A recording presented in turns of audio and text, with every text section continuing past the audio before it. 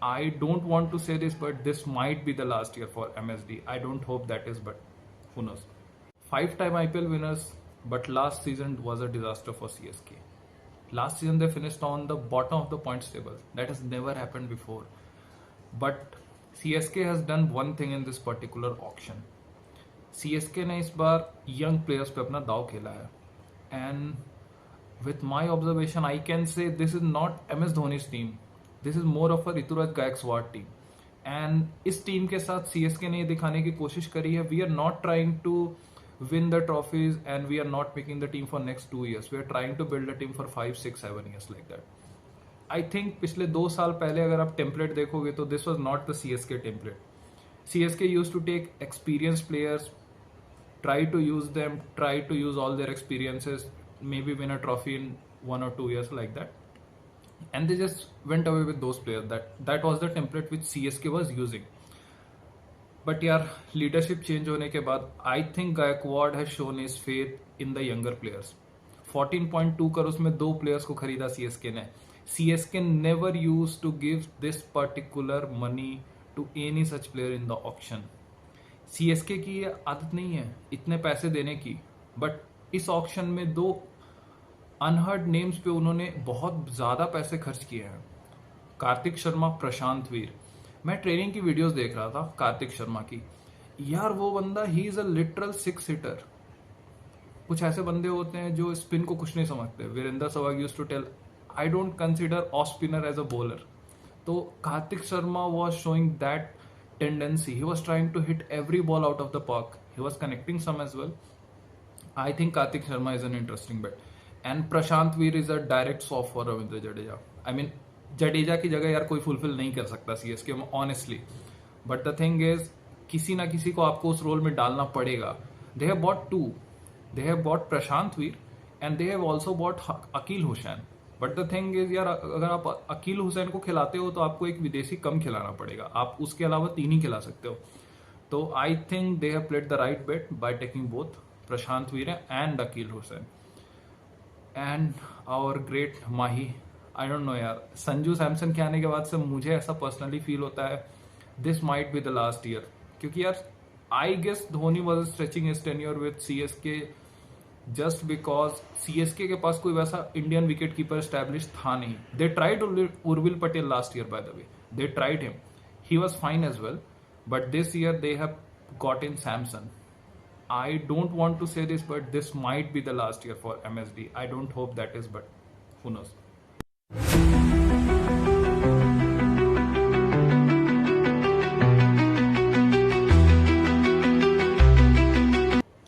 चलो CSK की team analysis करते हैं यार.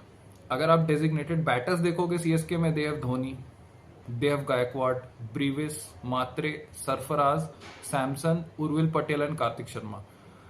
अगर आपने ऑप्शन देखा होगा तो there is one interesting thing which they have done. They went ahead and picked Sarfaraz in the last and that was a good move I guess. क्योंकि if you remember last year CSK ने जो struggle करा था, it was in the middle overs. Last year उनके पास कोई वैसा designated player spin hitter था नहीं apart from Dube. I am talking about season जिसमें ब्रीविस नहीं आया था उस वक्त तक. And then they brought Brevis, Shivam Dube हैं उनके पास. एंड इस साल उन्होंने ट्राई करा है वैसे प्लेयर्स को लेने का जो स्पिन हिटर्स हों, basically in the middle overs वो बड़े मार सके. I guess Sarfaraz is one of those bets. चलिए ऑलराउंडर्स की अगर संख्या देखें तो Dube is there, Matthew Short is there from Australia, Prashant Veer is there, Aman Khan is there.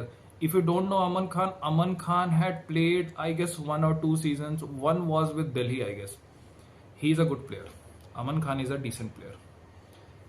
And after that, Ram Krishna Ghosh. यार ये बंदा मुझे 2-3 साल से डगआउट में दिख रहा है. I don't know why CSK does not even give him a game. At least try him out. I don't know. Try him out. Overton है, जैक फोक्स है.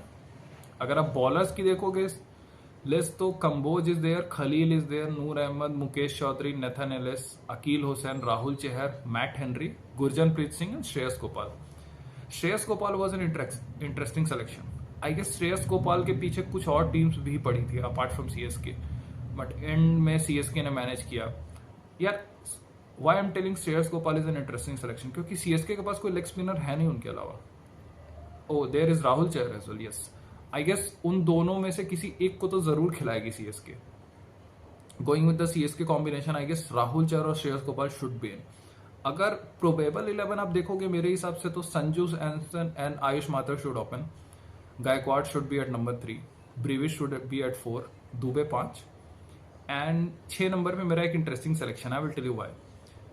There could be a case कि 6 number पे लोग कार्तिक शर्मा को try करे या फिर उर्विल पटेल को ट्राई करे. Basically Urvil Patel does not place that much lower in the order, but I don't know, maybe he might be, but I guess there is a spot number 6 for Kartik Sharma. अगर वो बंदा स्पिन हिटर है, जैसा हमने practice में भी देखा and we have listened, he is a big hitter, तो Kartik Sharma can be tried at 6. 7 पे धोनी हो सकते हैं, 8 पे प्रशांत वीर हो सकते हैं, and after that your 3 foreign bowlers. Noor Ahmed last year CSK के लिए सबसे अच्छी गेंदबाजी इन्होंने करी थी. After that Matt Henry and Nathan Ellis. Now impact में आप किसी एक बॉलर को और रख सकते हो. You have the option of Mukesh Choudhary, you have Rahul Chahar, you have Khaleel Ahmed, you have Shreyas Gopal. You play one of them. You have Anshul Kamboj as well. यार आपको जो भी फॉर्म में रहता है आप उसको खिला सकते हो. नाउ द थिंग इज, अगर इस टीम के साथ जाते हैं तो for this team to play and for this team to work, I think Dube के 2-3 ओवर निकलने बहुत इंपॉर्टेंट है. If Dube can give them 2 or 3 overs like that, उसके अलावा इनके पास प्रशांत वीर हो जाएंगे, नूर अहमद हो जाएंगे, हेनरी हो जाएगा, एलिस हो जाएगा, एंड 1 इम्पैक्ट प्लेयर. सो इनकी टीम सॉर्ट आउट कर देगा. लेकिन if Dube does not bowl, then they only will be having 5 players, I mean 5 bowlers. That is a problem which CSK might face. Now, alternatively, what they can do is, instead of Karthik Sharma, they can rope in either Overton or Akil Hussain depending on the conditions which CSK are going to play in. Okay, but what that does is, अगर आप यार Overton या अकील में से किसी एक खिला लोगे तो आपको एक फॉरेन स्लॉट फिल हो जाएगा. Then I guess they will be sidelining Matt Henry. Why I'm telling Matt Henry, I will tell you. Matt Henry को निकाल के they might rope in an Indian pacer. Khaleel could be there, Mukesh could be there, Anshul Kamboj, anyone, और some other spinner as well, I don't know, but ya they could get in someone from India. Now there was a interesting call which CSK took. They release Matheesha Pathirana. यार पथिराना उनके designated death bowler थे अगर आप देखोगे पिछले 2-3 साल में, but I guess last year they had Ellis. Ellis को उन्होंने कुछ गेम्स भी खिलाए थे. That was fine. He performed well. But the thing is, Nathan Ellis is now a designated death bowler for Australia as well, and he's doing very good there. I think CSK has a mind on Nathan Ellis being the replacement for Pathirana. And this was the reason कि पथिराना को उन्होंने release कर दिया, क्योंकि पथिराना को जिस purpose के लिए सीएसके रखी थी अपने पास, वो पर्पस अभी नेथन एलिस से ढूंढ रहे हैं. मुझे ऐसा लगता है.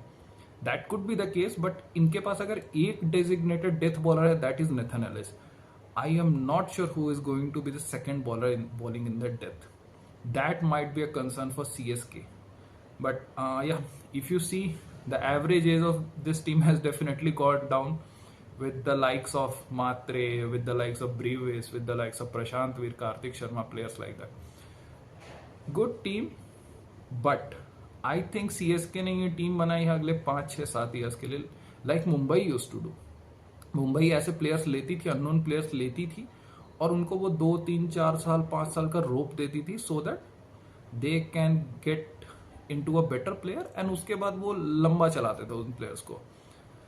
I think CSK is trying to do the same this year. They have not played their bet on experienced player जो उन्होंने last year करा था. They had Tripathi, they have Deepak Hooda like that, they have Vijay Shankar. So players experience था उनके पास, but they were not so much a good fit for T20 क्योंकि अब खेलने का तरीका बदल चुका है पूरा.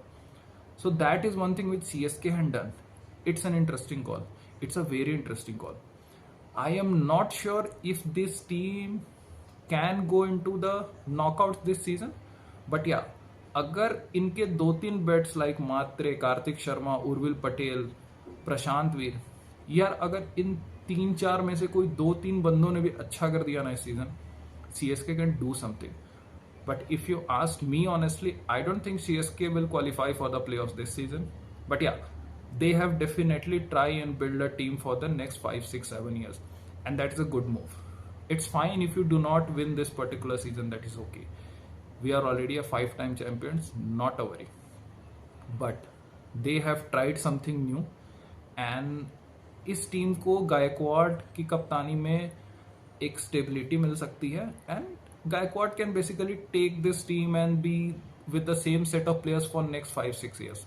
I think that is the mindset which CSK has done. It's a good team. It's a good team, and it's an interesting team. I will tell you why I'm calling this an interesting team. यार अगर last year देखोगे, I personally being a CSK supporter was disappointed. इसलिए नहीं क्योंकि CSK खराब खेल रही थी. It's not a worry for me. But यार मेरे लिए वरी वो था कि CSK was not playing an interesting brand of cricket. Honestly यार CSK का मैच वी न्यू कि यार 160-180 का गेम होगा. They did not use to go all guns blazing which right now T20 cricket is demanding. I think इस साल उन्होंने वो टेम्पलेट चेंज करा and they are going to play a fearless brand of cricket which is extremely good.